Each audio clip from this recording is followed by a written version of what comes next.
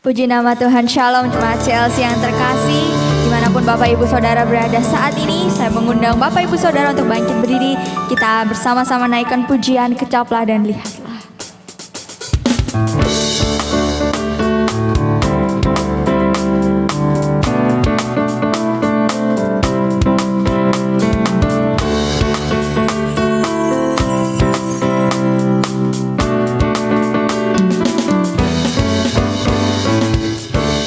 Kecaplah dan lihatlah betapa baiknya Tuhan itu.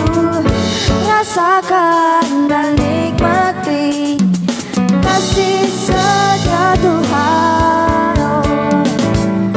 Kecaplah dan lihatlah betapa baiknya Tuhan itu.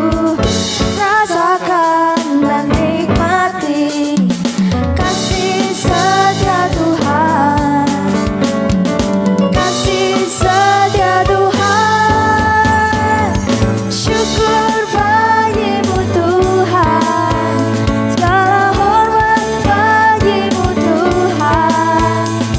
Allah yang mengasihiku,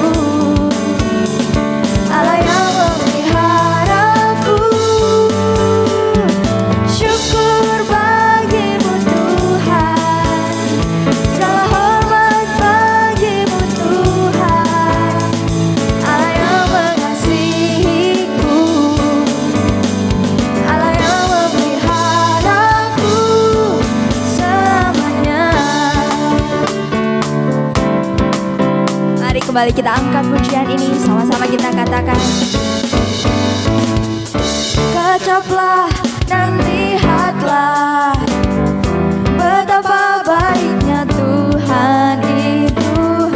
Rasakan dan nikmati kasih setia Tuhan. Kecaplah dan lihatlah.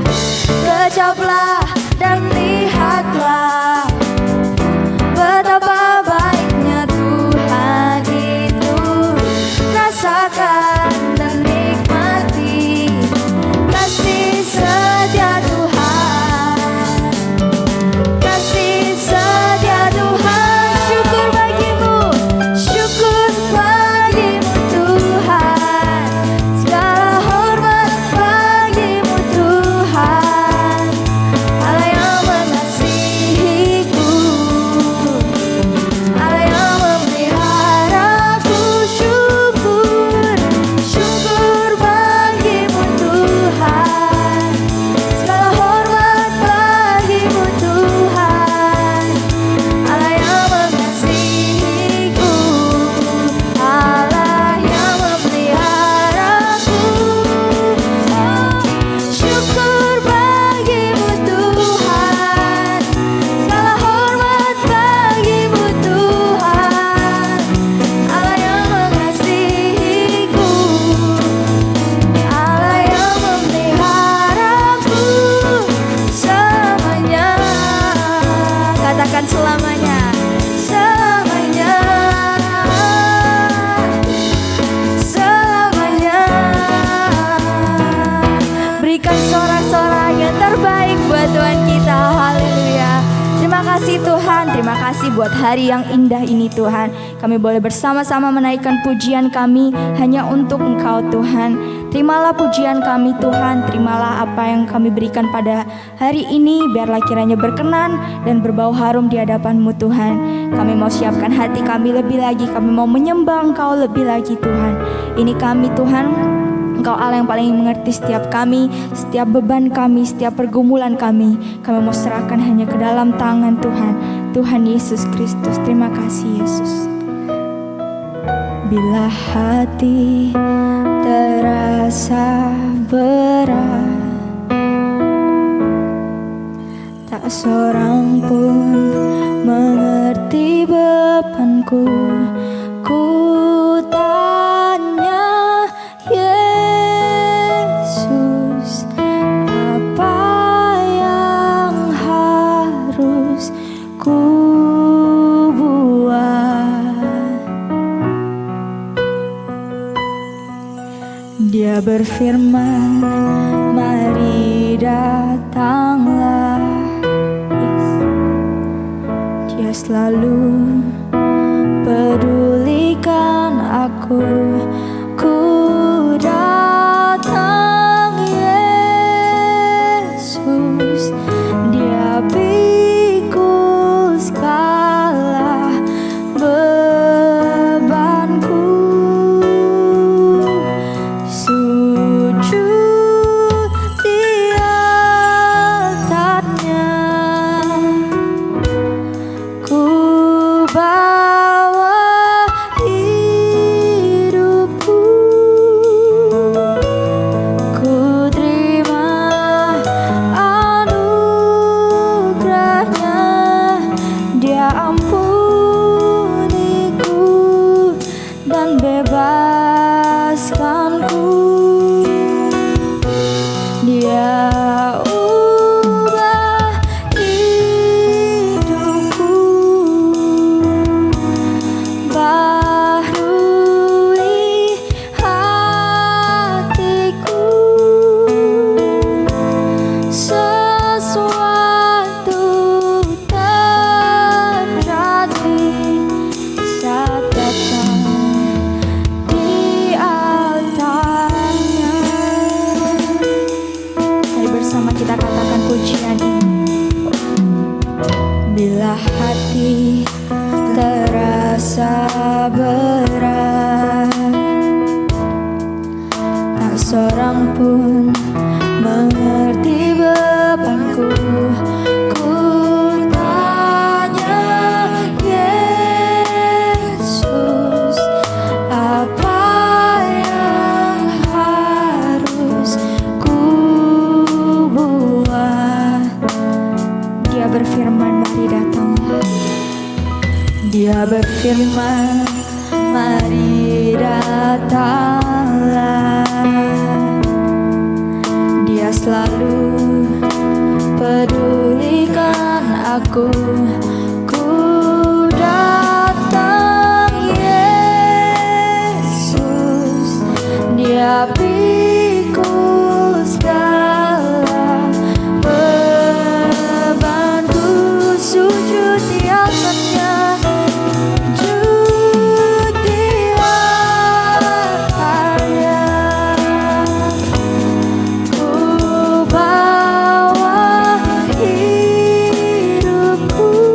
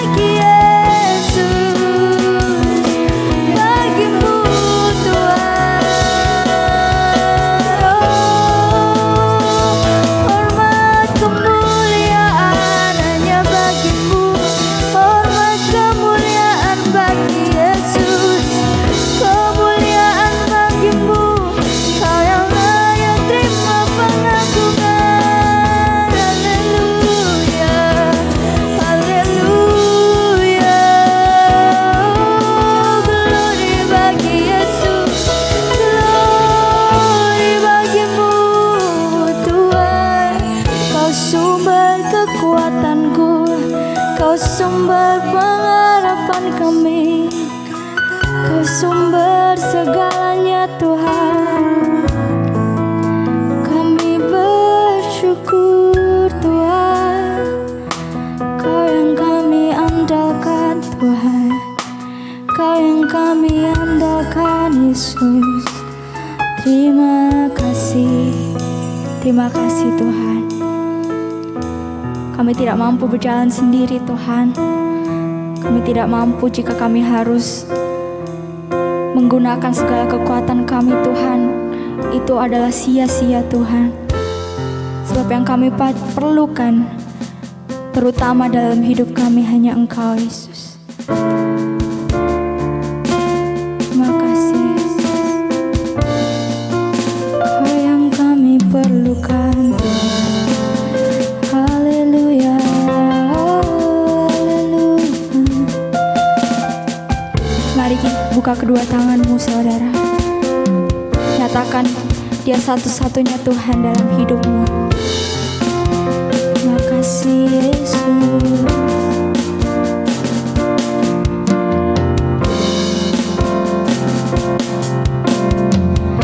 Satu-satunya yang ku andalkan, satu-satunya yang ku percaya, Engkau sumber kekuatan, sumber pengharapan, sumber kedamaian. Katakan satu-satunya, satu-satunya yang ku andalkan, satu-satunya yang ku percaya, Engkau Tuhan memberkati, Tuhan penyembuhku, Tuhan pemulihku. Satu-satunya yang ku andalkan, satu-satunya yang ku percaya, Engkau Tuhan sumber kekuatan, sumber pengharapan, sumber kedamaian. Satu-satunya, satu-satunya yang ku andalkan, satu-satunya yang ku percaya, Engkau Tuhan memberkati, Tuhan penyembuhku, Tuhan pemulihku. Engkau Tuhan, Engkau Tuhan memberkati, Tuhan penyembuhku, Tuhan pemulihku. Engkau Tuhan memberkati, Tuhan penyembuhku, Tuhan pemulihku. Sorak-sorak yang paling meriah buat Tuhan kita Yesus Kristus. Haleluya. Puji Tuhan, Shalom, selamat hari Minggu untuk semua keluarga GBI CLC Donggala yang luar biasa. Mungkin yang sedang di rumah, lagi isoman, tetap semangat, Tuhan pasti sembuhkan. Buat semua keluarga CLC Donggala, puji Tuhan kita dalam keadaan yang sehat, diberkati. Terima kasih buat Ibu Gembala untuk kepercayaan kepada saya untuk bisa menyampaikan firman Tuhan hari ini. Puji Tuhan, sebelum kita akan dengarkan firman Tuhan, mari kita mau berdoa bersama. Bapak, terima kasih buat setiap kesempatan yang baik, kami sehat hari ini, kami diberkati, kami ditolong Tuhan, kami bisa dengar firman, bisa menyembah Tuhan. Bersyukur untuk setiap kesempatan yang ada, bersyukur untuk hadirat Tuhan, bersyukur untuk ibadah hari ini. Terima kasih, urapi hamba-Mu, berkati kami semua, biar nama Tuhan dipermuliakan dalam nama Yesus. Haleluya, amin. Puji Tuhan, saudara, di tahun ini tema daripada gereja itu luar biasa, sedang membawa jemaat untuk menjadi pribadi yang selfless, sedang mengajar jemaat untuk tidak hanya mementingkan diri sendiri tapi orang lain, yang tidak hanya mau diberi tapi memberi, yang mulai belajar untuk berkorban bagi orang lain. Itu sebuah nilai kebenaran yang luar biasa dari kehidupan Yesus. Nah, selfless itu berbicara mengenai sebuah pengorbanan. Berarti ada sesuatu yang diberikan, ada sesuatu yang sudah dilakukan, yang sungguh-sungguh akan lebih lagi kita lakukan. Nah, saudara, hari ini kita akan berbicara mengenai kasih yang menjadi bagian daripada pribadi yang selfless. Nah, kita adalah orang-orang yang dikasihi oleh Tuhan. Jadi Tuhan mengasihi kita, dan setelah kita dikasihi oleh Tuhan, kita tahu bahwa kita pribadi yang dicintai oleh Tuhan, maka otomatis kita pasti akan mencintai Tuhan. Karena orang yang dicintai, dia pasti akan lebih sungguh-sungguh mencintai. Kita yang telah menerima pengorbanan daripada Tuhan bagi hidup kita, kita pasti mau berkorban untuk Tuhan. Jadi orang-orang yang suka berkorban untuk pekerjaan Tuhan, berkorban buat orang lain karena dia telah merasakan bagaimana besarnya pengorbanan Tuhan bagi hidup dia. Jadi bagaimana Tuhan mengasihi kita, kita juga akhirnya mengasihi Tuhan. Tapi apakah kekristenan kita hanya berhenti di sini saja, saudara? Oh, yang penting saya dengan Tuhan. Nah, setelah kita dikasihi oleh Tuhan, Tuhan mau berkorban untuk kita, akhirnya kita meresponi itu dengan lebih sungguh-sungguh mengasihi Tuhan, bahkan mau berkorban untuk Tuhan. Enggak stop sampai di sini, kita harus melanjutkannya lagi, bagaimana kita pada akhirnya mengasihi sesama kita.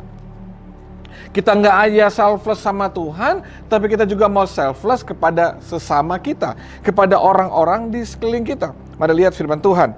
Matius 22 ayat 37-40 dikatakan, jawab Yesus kepadanya, kasihilah Tuhan Allahmu dengan segenap hatimu dan dengan segenap jiwamu dan dengan segenap akal budimu. Itulah hukum yang terutama dan yang pertama. Jadi antara kita dengan Tuhan ini adalah hukum yang pertama dan terutama. Dan hukum yang kedua yang sama dengan itu berarti sama. Jadi antara kita mengasihi Tuhan dengan kita mengasihi sesama kita, itu hukumnya sama. Ialah kasihilah sesamamu manusia seperti dirimu sendiri. Pada kedua hukum inilah tergantung seluruh hukum Taurat dan kitab para nabi. Jadi kita nggak hanya berhenti, kekristenan nggak hanya Tuhan mengasihi kita, kita mengasihi Tuhan, tapi kita juga harus mengasihi sesama kita. Jadi kalau kita pikir bahwa, oh cukup saya dengan Tuhan, nggak bisa. Seperti kita perlu bergereja, kita perlu bermasyarakat, kita perlu berkomunitas, kita perlu ada di kelompok sel, ya, supaya kita bisa mengekspresikan ini, supaya kita bisa melakukan ini. Kita nggak bisa bertumbuh dalam kesendirian. Praktek mengasihi, praktek selfless, itu nggak bisa hanya kita dengan Tuhan aja. Kita perlukan orang lain yang menjadi objek, menjadi sasaran tujuan daripada kita selfless, daripada kita mau mengasihi, daripada kita mau berkorban. Jadi perlu kita tertanam di sebuah gereja, ada di sebuah komunitas, ada di sebuah lingkungan, agar kita bisa mengekspresikan, mempraktekkan, melakukan yang namanya kasih kepada sesama. Nah pertanyaannya, siapakah sesama kita ini? Nah mari kita mau belajar sama-sama. Karena kita harus mengasihi sesama, bukan yang sama. Perhatikan ya, tadi kalimat tadi bilang ini, boleh kembali ya, sesama. Ya, sesama, bukan yang sama. Oh, kita harus mengasihi yang sama gereja saja, yang sama suku saja, yang sama keluarga. Enggak, tapi kita bilang sesama. Jadi kita harus mengasihi sesama, bukan hanya yang sama. Jadi meskipun imannya enggak sama, keluarganya tidak sama, tidak satu gereja, tidak satu sinode, kita juga harus mengasihi mereka. Dan luar biasa gereja CLC lakukan, membantu yang saya dengar gereja lain pembangunannya yang tidak satu sinode. Berarti itu sesama, bukan yang sama. Nah seringkali kita terjebak di area ini, kita hanya mengasihi yang sama dengan kita. Yang sama satu gereja, yang sama sinode, yang sama keluarga. Tapi kita harus mengasihi sesama. Nah siapakah sesama kita itu? Nah, ini pertanyaan, siapakah sesama kita itu? Yang pertama, sesama kita itu adalah orang-orang yang ada di dalam rumah kita, keluarga biologis kita. Merekalah sasaran daripada selflessnya kita. Merekalah sasaran daripada kasih kita. keluarga yang ada di dalam rumah kita, yang berhubungan darah dengan kita. Nggak usah dulu kita berpikir mau mengasihi yang jauh-jauh dulu. Mari kita mulai dari yang ada di dalam rumah kita dulu, yaitu orang yang bersama dengan kita. Biarlah mereka menjadi tujuan sasaran daripada kasih kita, daripada selflessnya kita, pengorbanannya kita.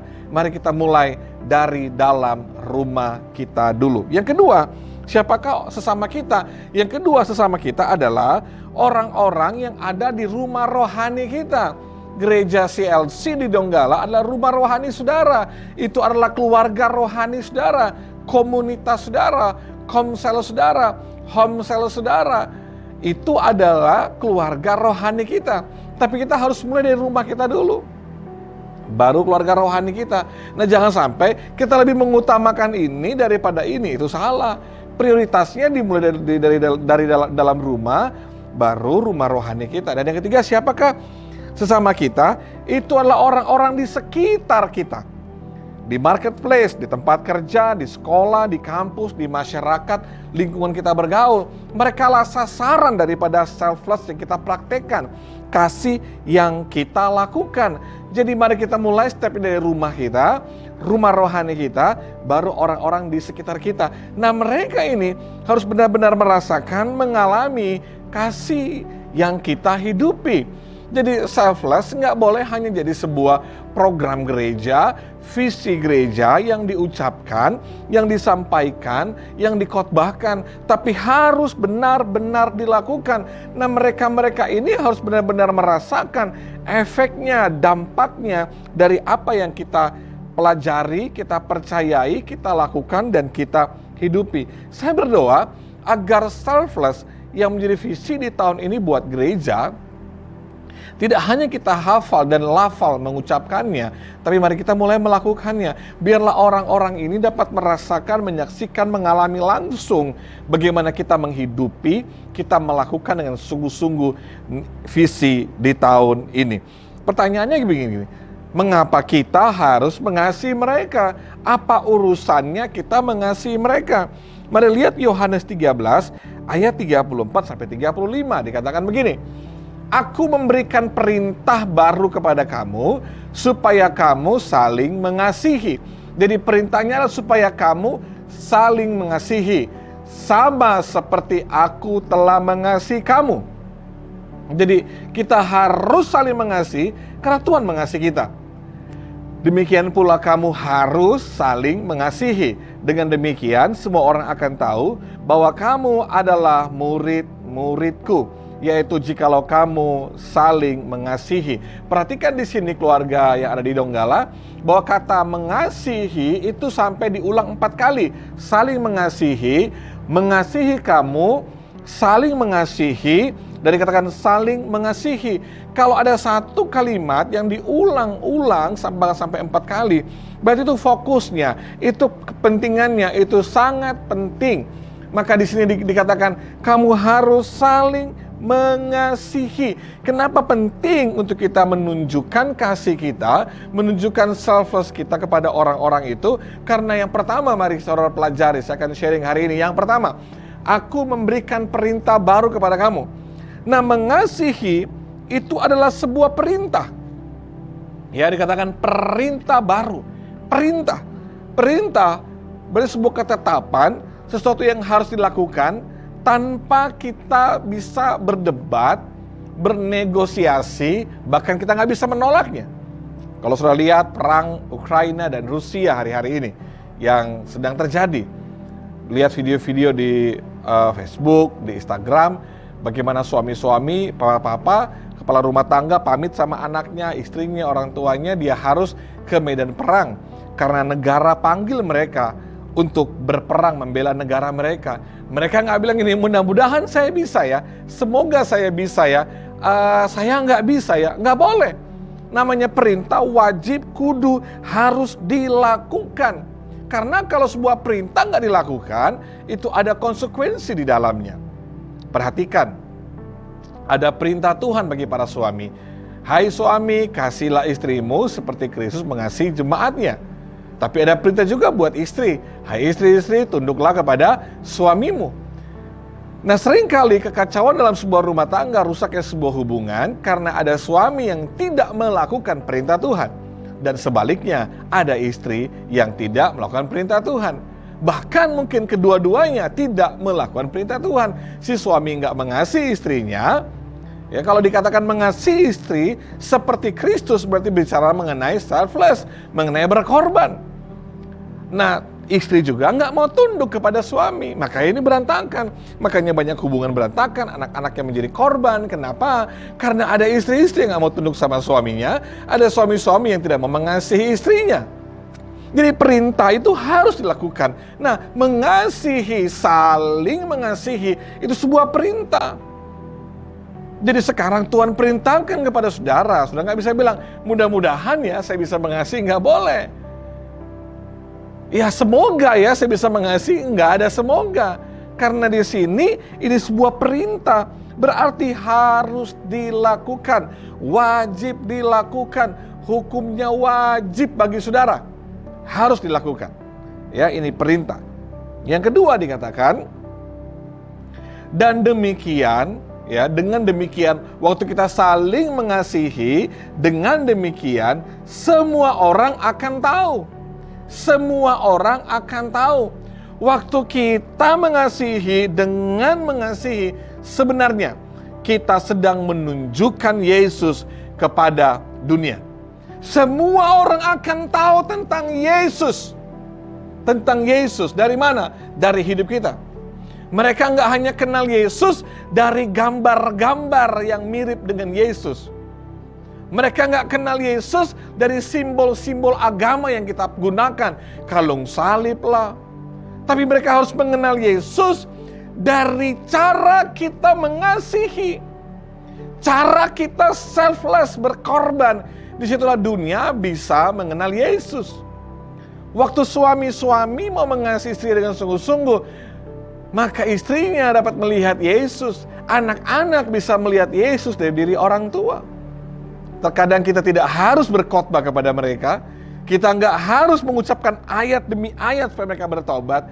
Tapi cukup kita menunjukkan Yesus di hidup kita.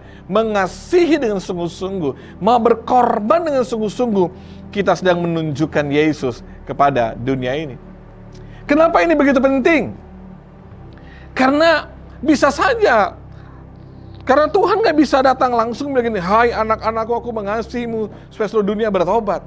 Yesus harus memperkenalkan dirinya lewat kita.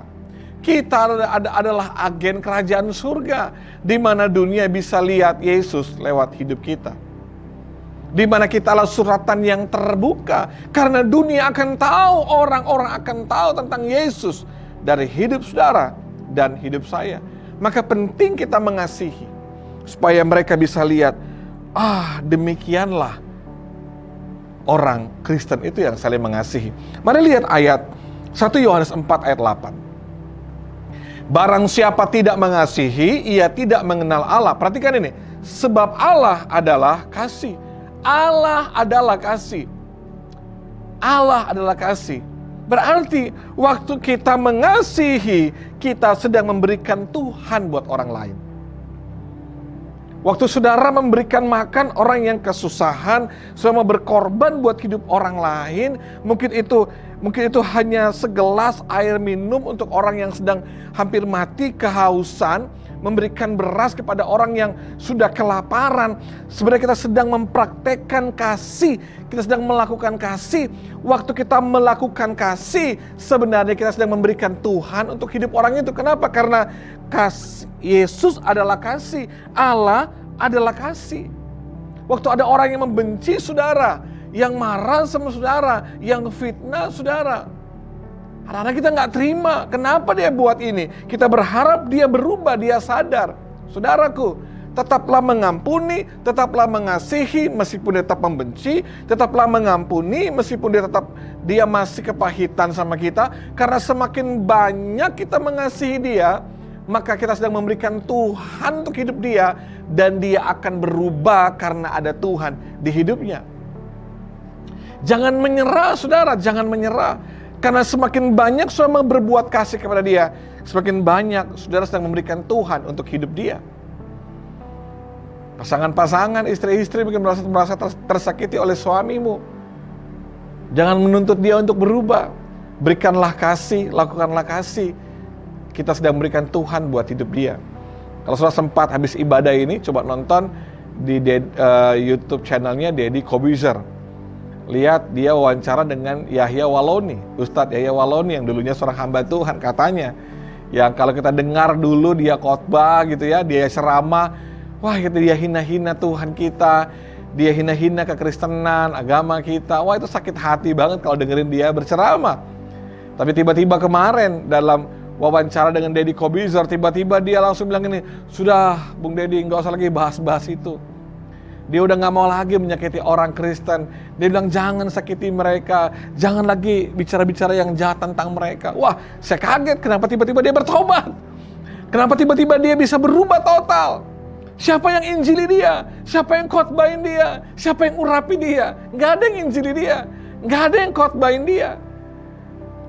Kalau saya dengarkan video itu dengan lengkap, dia bilang, karena selama dia di penjara, waktu dia sakit, yang tolong dia orang Kristen, yang kasih makan dia orang Kristen. Dia bilang, padahal dulu saya benci mereka, saya hina mereka, tapi mereka terus berbuat baik sama saya. Dan akhirnya, karena dia disentuh dengan kasih, dia disentuh juga oleh Tuhan langsung. Lewat siapa? Lewat tangan-tangan orang Kristen yang ada di sekitar dia. Dan itu yang mengubah hidupnya. Teruslah berbuat kasih, teruslah melakukan kasih, teruslah mempraktekkan kasih. Karena kita sedang memberikan Tuhan untuk hidup orang tersebut. Waktu gereja mempraktekannya, gereja melakukannya di tengah-tengah komunitas, di tengah-tengah lingkungan, di sekitar kita, maka orang-orang dapat melihat itulah Yesus yang sebenarnya. Tapi seringkali kita hanya terfokus bagaimana kasih lihat ibadah kita yang luar biasa, memperlihatkan aksesoris rohani kita, sampai kita lupa memperlihatkan kehidupan kita yang mengasihi kepada dunia ini. Kalau hanya sekedar entertain dunia jauh lebih menyenangkan, jauh lebih bagus. Tapi yang dunia gak bisa berikan adalah kasih yang nyata, kasih yang tulus, kasih yang selfless, yang seperti Yesus bisa lakukan kepada kita, bahkan lewat kehidupan kita. Yang ketiga, mari saya perhatikan. Dan kamu adalah murid-muridku, ya, bahwa kamu adalah murid-muridku, yaitu jikalau kamu saling mengasihi. Perhatikan ini.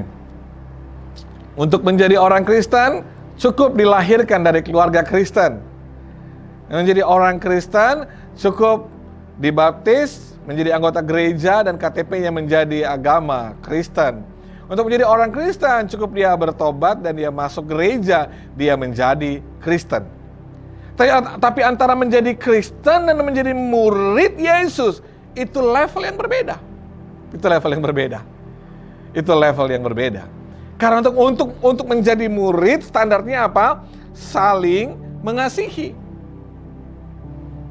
Jadi saya bisa bilang, saya orang Kristen karena saya sejak lahir jadi Kristen. Saya berjamaat di GBI CLC Donggala. Yes, you are Christian. Saudara Kristen, betul. Tapi apakah saudara murid-murid Tuhan? Belum tentu. Karena ada banyak orang dia bisa jadi Kristen, tapi dia masih menyimpan kepahitan, dia masih menyimpan dendam, dia masih marah, dia gak bisa mengampuni, dia gak bisa mengasihi, dia gak mau berkorban buat orang lain. Ya, saudara orang Kristen. Tapi menjadi murid, saya nggak tahu. Karena menjadi murid harus saling mengasihi. Saling mengasihi. Yang harus dilakukan adalah mengasihi. Saudara, semua orang bisa melakukan ibadah yang luar biasa. Bahkan melayani pekerjaan Tuhan dengan luar biasa. Tanpa dia harus mengasihi. Oh ya, banyak. Dia bisa ada di mimbar kok khotbah, dia bisa di mimbar pelayanan, tapi hatinya nggak baik, hatinya bisa mengampuni, dia nggak bisa mengasihi orang lain. Tetapi untuk menjadi murid dia harus mengasihi, Makanya nggak enak kita pakai topeng di hidup ini. Banyak orang Kristen hanya pakai topeng di hidupnya. Kita nggak bisa hidup dalam kemunafikan. Kita harus benar-benar melakukan kebenaran. Kita harus benar-benar melakukan firman. Kita harus benar-benar mempraktekkan kasih yang tulus, kasih yang benar, supaya kita melayani Tuhan dengan sungguh-sungguh. Saudara yang punya kesempatan di gereja bisa melayani jadi volunteer, lakukan dengan sungguh-sungguh. Lakukan dengan hati yang mau berkorban, benar-benar menjadi murid. Bukan hanya jadi orang Kristen, dari jemaat gereja, tapi menjadi murid. Nah, levelnya itu harus mengasihi. Karena menjadi murid itu bukan sekedar status, pangkat, atau jabatan. Saya jadi pendeta, jabatan itu diberikan karena saya memenuhi kriterianya, gitu ya. Saya punya gelar sarjana teologia gitu. Kenapa saya punya gelar itu? Karena saya memenuhinya dengan saya sekolah. Nah, murid itu bukan sekedar status, pangkat, atau jabatan yang bisa dilekatkan. Tapi kita menjadi murid karena ada kita mengasihi. Itulah kita menjadi murid. Bukan mengasihi dengan cara yang biasa, tapi mengasihi seperti Yesus mengasihi. Pertanyaannya, seperti apa sih Yesus mengasihi kita? Kasih Yesus itu adalah kasih walaupun, bukan jikalau. Walaupun. Jadi ya, walaupun orang-orang Yahudi itu tolak dia, lempar dia dengan batu dan bilang salibkan dia, ludahi dia. Walaupun mereka tolak, walaupun mereka berbuat jahat, Yesus tetap naik ke kayu salib. Bayangkan kalau kasih Yesus itu kasih jikalau. Jikalau kamu ampuni saya, baru saya ampuni kamu. Jikalau kamu mengasihi saya, baru saya mau mengasihi kamu. Jikalau kamu mau berkorban duluan sama saya, baru saya mau berkorban buat kamu. Itu bukan kasih. Karena kasih nggak pakai kata jikalau, tapi walaupun saya dicuekin, walaupun saya nggak dianggap, walaupun saya begini, walaupun saya tetap mengasihi Tuhan, saya tetap berkorban, saya tetap melayani Tuhan, saya tetap mengasihi Tuhan, saya tetap beribadah dengan sungguh-sungguh. Karena apa? Karena kasihnya walaupun, bukan jikalau. Karena kalau walaupun, dia akan rela berkorban untuk apapun, tanpa dibayar, tanpa dapatkan sesuatu, dia akan tetap mau berkorban. Kenapa? Karena dia mengalami kasih walaupun. Yang kedua, kasih Yesus kasih yang berkorban, bukan cari korban. Dia mau berkorban, bukan cari korban. Kasih yang seperti itu yang langka di dunia hari-hari ini. Dunia lagi cari kasih yang seperti ini. Karena setiap orang seringkali menuntut duluan haknya, baru dia mau melakukan sesuatu. Dunia sedang terjebak dalam keegoisan. Yang penting saya dulu, duluan saya, harus saya, baru dia mau melakukannya. Tapi kasih Tuhan itu beda. Kasih Tuhan itu kasih memberi, bukan diberi. Selalu apa yang ada di hatinya dan pikirannya, apa yang saya bisa lakukan, apa yang saya bisa berikan. Jangan pernah bertanya apa yang gereja bisa berikan kepada saya, tapi bertanyalah apa yang saya bisa berikan kepada gereja, kepada pekerjaan Tuhan. Jangan menuntut, tapi kita harus belajar untuk memberi, bukan diberi. Kasih ini yang mulai hilang dari dunia hari-hari ini. Kasih ini yang hilang dari sekitar kita. Kasih jenis ketiga kasih ini nih, yang benar-benar langka sekarang, jadi barang langka. Limited edition yang kayak begini. Rasanya hampir-hampir udah gak ada. Sulit lah Pak. Wah ini udah malaikat nih. Enggak. Saya percaya kita bisa melakukan dengan pertolongan dari Roh Kudus. Kita perlu bantuan Roh Kudus. Mampukan kita untuk kita bisa menghidupinya, melakukannya. Enggak hanya mendengar dan diajarkan, tapi kita menghayati, merenungkan dan melakukan dengan penuh kesetiaan. Jemaat yang ada di Donggala, keluarga yang ada di Donggala, mari hidup saling mengasihi. Praktekkanlah kebenaran ini. Bukan hanya kita dengar, tapi kita melakukannya. Kalau hanya berhenti kita mendengarkan, mengaminkan tanpa kita melakukannya, gak ada yang terjadi apa-apa buat kehidupan kita. Saya berdoa kita gak hanya jadi jemaat gereja CLC Donggala, tapi kita menjadi murid yang melakukan perintah Tuhan, yaitu mengasihi. Mengasihi seperti apa? Yang walaupun, bukan jikalau. Yang mau berkorban, bukan cari korban. Yang mau memberi, bukan diberi. Kalau kita mempraktekkan, melakukan dengan sungguh-sungguh, kita akan melihat bagaimana keadaan kita akan diubahkan oleh Tuhan. Saya tutup dengan ayat ini. Kisah di Jemaat Mula-Mula, Kisah Rasul 2 ayat 41-47. Ayat Alkitab bilang gini, Orang-orang yang menerima perkataannya itu memberi diri mereka dibaptis, dan pada hari itu jumlah mereka bertambah kira-kira 3.000 jiwa. Mereka bertekun dalam pengajaran rasul-rasul dan dalam persekutuan, dan mereka selalu berkumpul untuk memecahkan roti dan berdoa. Maka ketakutanlah semua orang, sedang rasul-rasul itu mengadakan banyak mujizat, dan semua orang yang telah menjadi percaya tetap bersatu. Perhatikan. Dan segala kepunyaan mereka adalah kepunyaan bersama. Dan selalu ada dari mereka yang menjual harta miliknya, bukan untuk digunakan sendiri, tapi lalu membagi-bagikannya kepada semua orang sesuai dengan keperluan mereka masing-masing. Dengan demikian dan dengan sehati mereka berkumpul tiap-tiap hari dalam bait Allah. Mereka memecahkan roti di rumah mereka masing-masing secara bergilir dan makan bersama-sama dengan gembira dan dengan tulus hati sambil memuji Allah. Dan mereka disukai semua orang, dan tiap-tiap hari Tuhan menambah jumlah mereka dengan orang yang diselamatkan. Kalau saya lihat di sini, benar-benar fungsi gereja, 3 fungsi gereja berjalan dengan sangat luar biasa. Pertama, koinonia. Mereka bertekun dalam pengajaran, mereka berkumpul memecahkan roti, mereka berdoa, mereka ibadah, itu koinonia.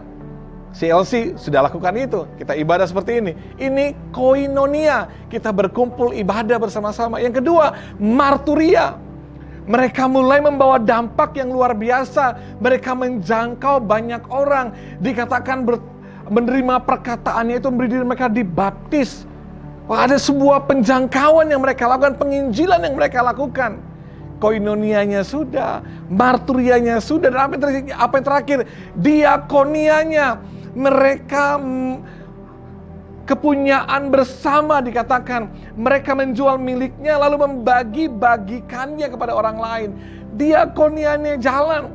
Mereka tidak hanya beribadah kumpul-kumpul dan penginjilan, tapi justru mereka melakukan kasih yang mau berkorban, bukan cari korban. Mereka praktekkan bagaimana kasih seperti kasih Yesus. Saudara lihat, ini nggak mudah, ya. Segala kepunyaan mereka adalah kepunyaan bersama. Mereka jual harta miliknya dan membagi-bagikannya. Dan Tuhan menambahkan jumlah mereka. Dengar gereja CLC Donggala, kita bisa punya banyak program yang hebat. Kita bisa punya banyak metode yang luar biasa. Tapi kalau kita nggak mempraktekkan ini, kasih yang dihidupi, yang dilakukan, dipraktekkan, program itu nggak akan menambahkan apapun selain membuat kita jauh lebih sibuk. Tapi waktu kita juga diakonia, kita kuat, mau berkorban, saling membantu, mengasihi orang lain. Kasih yang dibuktikan, gak hanya diucapkan. Maka kita bilang, jumlah mereka ditambahkan. Ini gak hanya berlaku buat gereja. Gereja waktu mempraktekannya, melakukannya, maka jumlah jemaat ditambahkan. Tapi di hidup saudara sebagai businessman, pengusaha, orang kerja, di lingkungan sekeliling saudara, waktu saudara mempraktekkan kasih ini, melakukan kasih ini, kasih yang mau berkorban, kasih walaupun yang memberi bukan diberi. Percayalah saudara, waktu saudara mempraktekkan ini, maka Tuhan akan menambahkan jumlah saudara. Jumlah apa? Jumlah omset saudara. Tuhan akan menambahkan karir saudara, menambahkan banyak hal yang baik di hidup saudara. Saudara lihat, Tuhan akan tambahkan banyak hal yang baik, banyak hal yang luar biasa di hidup saudara. Waktu saudara mau mulai mengasihi, mempraktekkan kasih ini. Gak hanya diucapkan,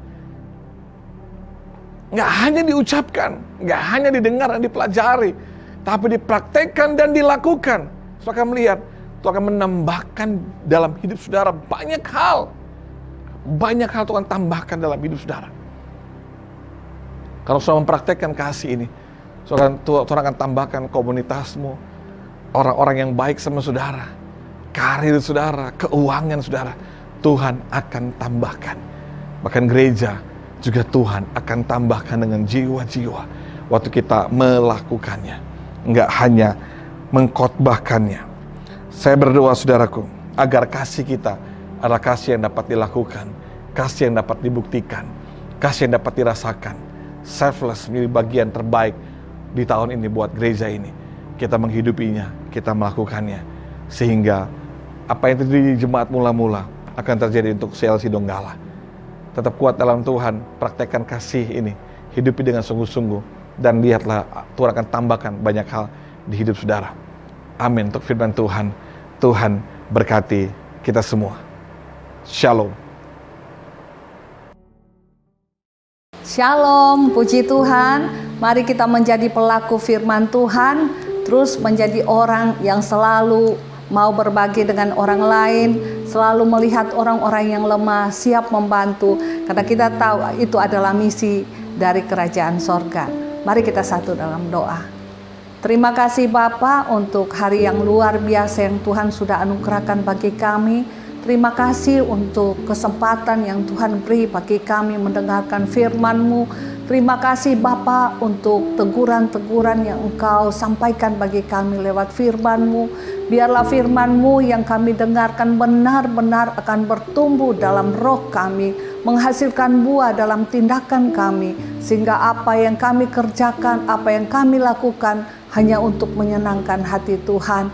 Berkati hamba-Mu yang sudah menjadi saluran firman-Mu, kembalikan pengurapan yang baru atas hamba-Mu, bahkan seluruh pelayanan gereja HCC yang ada, bahkan seisi keluarga mereka, seluruh pelayan Tuhan diberkati oleh Tuhan.